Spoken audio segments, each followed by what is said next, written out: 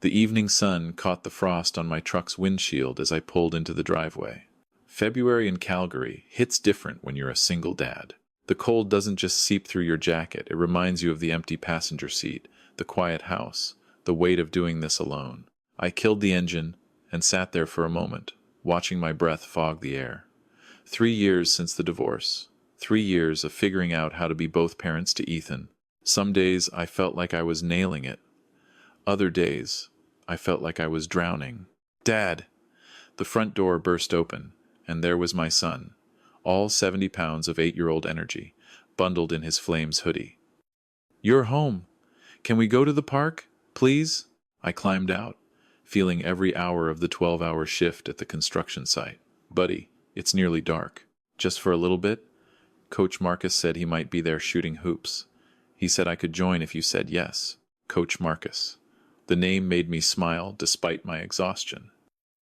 Marcus Okafor had been Ethan's basketball coach for 6 months now, and the change in my son had been remarkable. Ethan had been withdrawn after the divorce, quiet in a way that worried me. But Marcus had this gift with kids, patient, encouraging, the kind of male role model I'd been grateful to find. "All right," I said, ruffling Ethan's hair. 20 minutes. Go grab your ball." Ethan whooped and disappeared inside. I followed, dropping my lunch bag on the kitchen counter. The house still smelled like the morning's burnt toast. My culinary skills hadn't improved much. Photos on the fridge showed Ethan's artwork, his school picture from September, a drawing he'd made of the two of us holding hands. Me and Dad written in wobbly letters across the top. My phone buzzed. A text from my sister, Rebecca. "How's my favorite nephew? Tell him Auntie Beck says hi." I smiled and pocketed the phone. Rebecca had been my lifeline through the divorce and after. She lived in Vancouver now, but we talked almost daily. "Ready." Ethan bounded down the stairs, basketball under his arm, toque pulled low over his ears. The park was a 5-minute drive, nestled in our neighborhood in the northwest end of the city. Even with the cold, a few kids were on the playground equipment, their parents huddled near the warming hut, clutching Tim Hortons cups. The outdoor basketball court had been cleared of snow, and sure enough, Marcus was there. "Ethan, my man." Marcus's voice boomed across the court. He was in his late 20s, tall and lean, always wearing that same encouraging smile. "Brought your dad this time. Good. Let's see if he's got game." I laughed, feeling myself relax. "I'll sit this one out. Long day." "No worries, brother." Marcus tossed the ball to Ethan. "Show me that layup we practiced." I walked to the bench and sat down, watching them. Marcus was good with Ethan, really good. He'd kneel down to Ethan's level when giving instruction, high-five every small success, never raised his voice. After 20 minutes of watching my son's face light up with each made basket, I understood why Ethan idolized him. "Dad, can you push me on the swings after?" Ethan called out during a water break. "Sure, bud."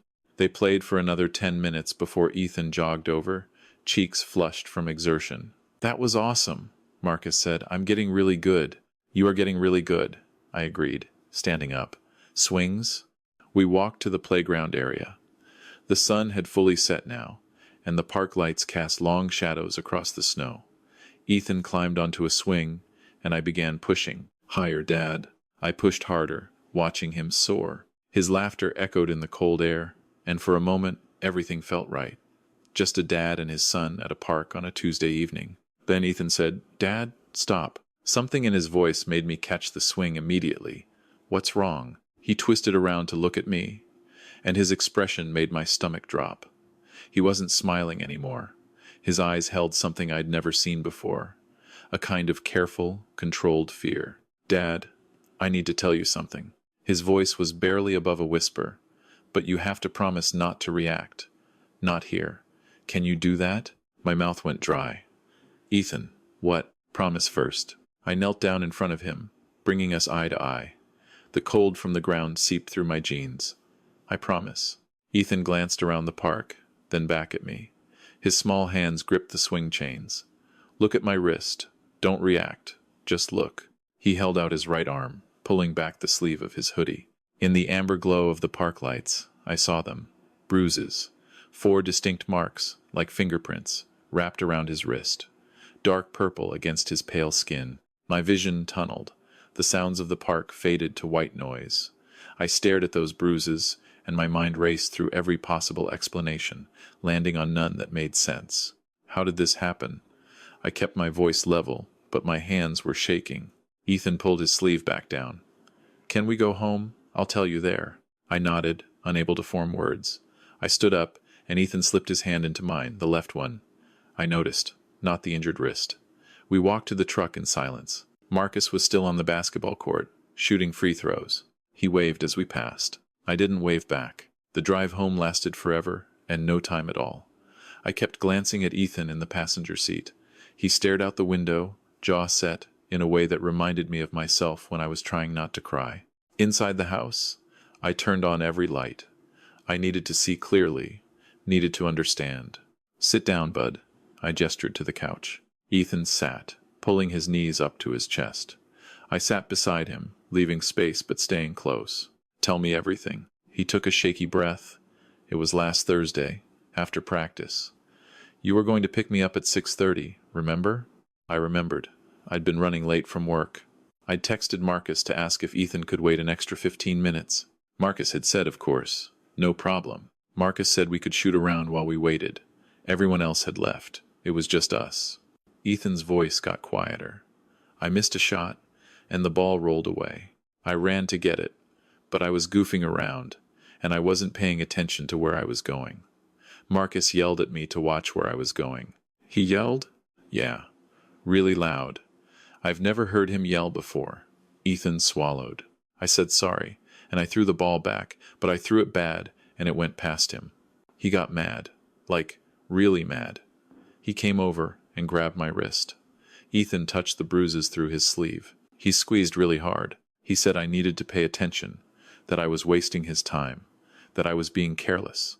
The room felt like it was tilting. "Did he hurt you anywhere else?" Ethan hesitated, then nodded. He lifted his shirt. More bruises on his ribs, 3 of them, oval-shaped, like pokes, like jabs. I stood up so fast the couch shifted. My vision went red. Every instinct screamed at me to get in the truck, drive to wherever Marcus lived. And, "Dad," Ethan's voice was small, "you promised not to react." I forced myself to breathe, to sit back down, to be what my son needed, not what my rage wanted. "You did the right thing telling me." My voice sounded strange, distant. "Did he say anything else?" "He said it was an accident, that he didn't mean to squeeze so hard. He said not to tell you because you'd be mad at him, and then I wouldn't have a coach anymore." Ethan's eyes filled with tears. "But it hurt, Dad. It still hurts. And I'm scared." I pulled him into a hug, careful of his ribs. He was shaking. Or maybe I was. Both of us. Probably. "You're safe now," I whispered into his hair. "I've got you. I'm not letting anyone hurt you ever again." We stayed like that for a long time. Then I pulled back and looked at him. "We're going to take photos of these bruises, okay? Then we're going to the hospital to get you checked out. And then we're going to make sure Marcus never gets near another child." Ethan nodded, wiping his eyes. I took photos with my phone, hands steady, despite the fury burning in my chest. Each picture felt like evidence of my failure. I'd trusted Marcus. I'd been grateful for Marcus. I'd left my son alone with Marcus. At the Foothills Medical Center, the emergency room was busy. I explained to the triage nurse that my son had been assaulted, and suddenly we were being fast-tracked. A young doctor, Dr. Sarah Cheng, examined Ethan with gentle efficiency. "These are definitely grab marks," she said, measuring the bruises on his wrist, "and these on his ribs are consistent with forceful poking or jabbing." "Ethan, did the person who did this hit you with a fist?" "No," Ethan said quietly, "just grabbed and poked." Dr. Cheng nodded, making notes. "I'm going to document all of this. Under Alberta law, I'm required to report suspected child abuse. Is that all right?" "Yes," I said immediately. "Report it. I want everything documented." She photographed the bruises with a medical-grade camera, measured them, noted their color and shape. The whole process took an hour. By the end, Ethan was exhausted, slumped against my side. "The injuries aren't severe enough to require admission," Dr. Cheng said. "But he'll be sore for several days. Ice the areas. Give him children's Advil if needed." And here, she handed me a card. "This is for a child psychologist who specializes in trauma. I'd recommend scheduling an appointment. In the truck, Ethan fell asleep almost immediately. I drove home through the dark Calgary streets, my mind racing. I needed to call the police. I needed to call the basketball league.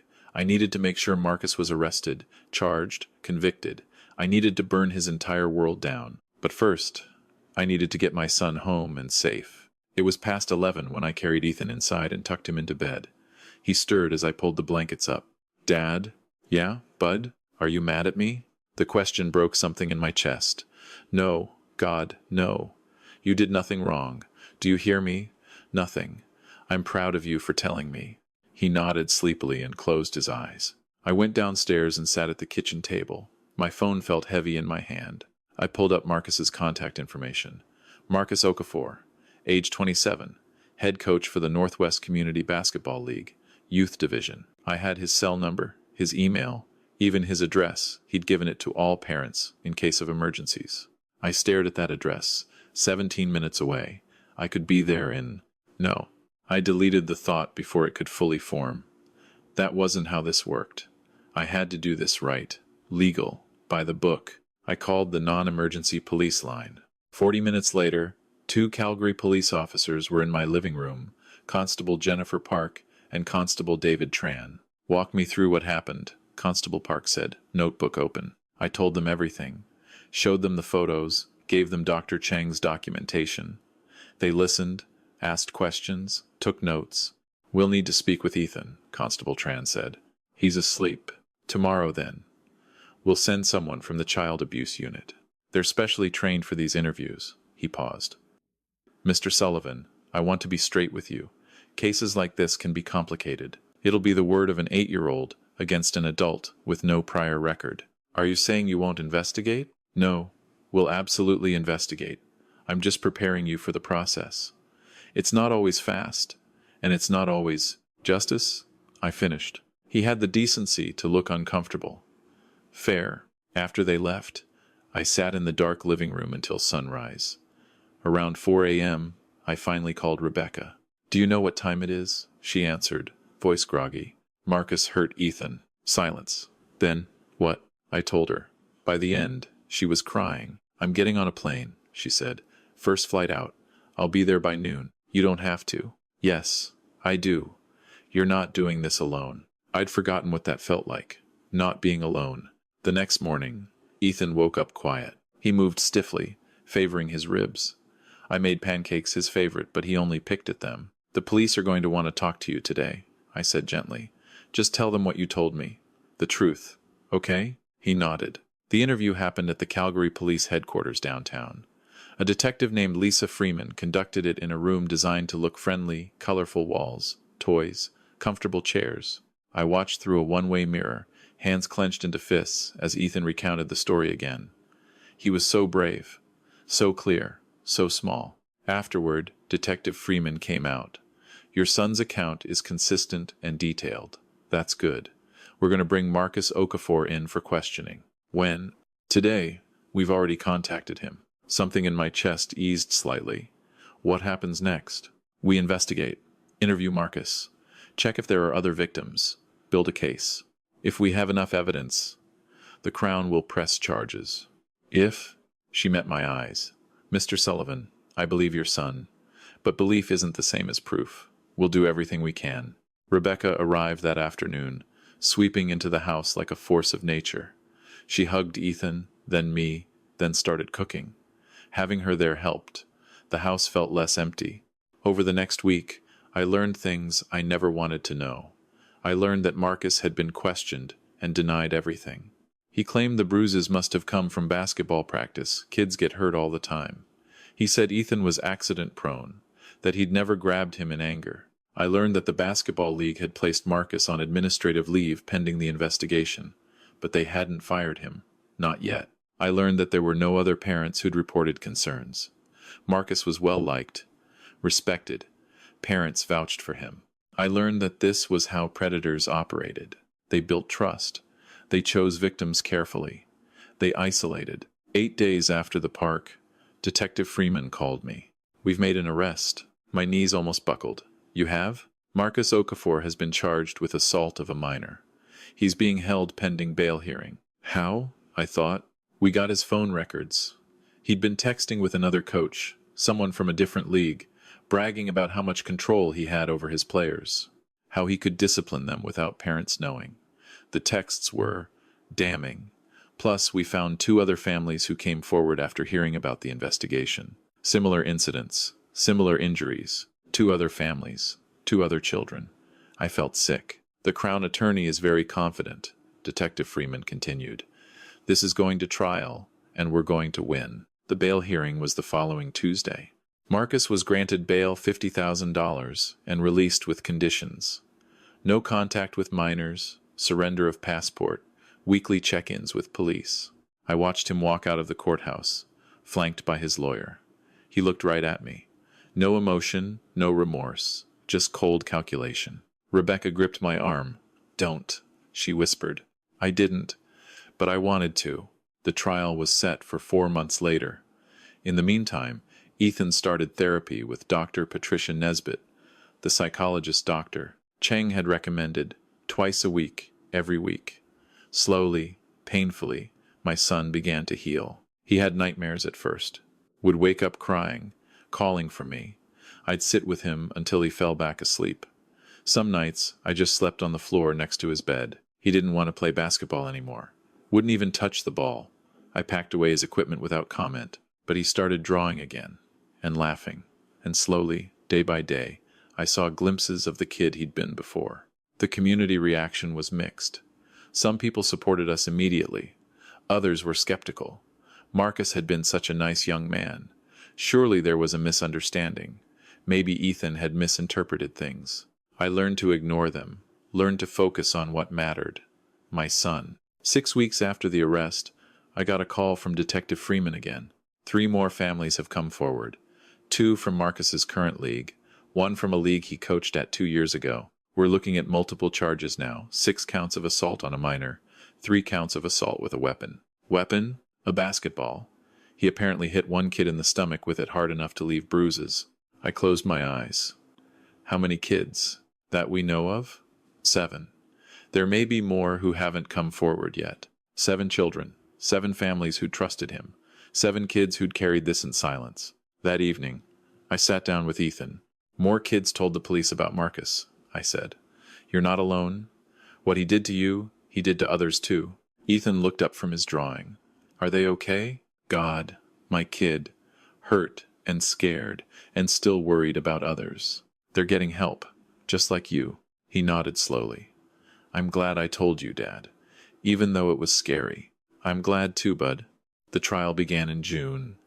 I won't detail every day. It was grueling and traumatic and necessary. Ethan testified via video link from a separate room. 7 children testified. Medical experts testified. Text messages were entered into evidence.